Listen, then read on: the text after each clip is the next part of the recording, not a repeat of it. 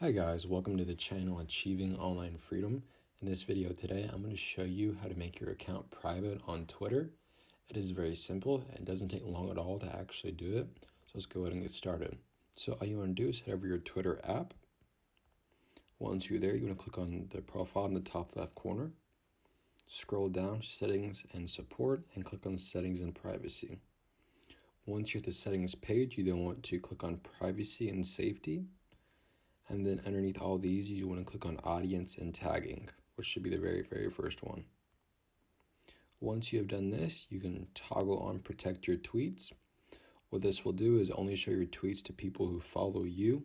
If selected, you will need to approve each new follower. So when you do this, it means that nobody else can see your tweets except for the people that follow you. But I'm going to go ahead and turn that back off. But that's how you would turn your Twitter account private. So I hope this video does help you. If it did, please make sure to like and subscribe to my channel. I'm trying to reach 1,000 subs by the end of the year, and I will see you in the next video.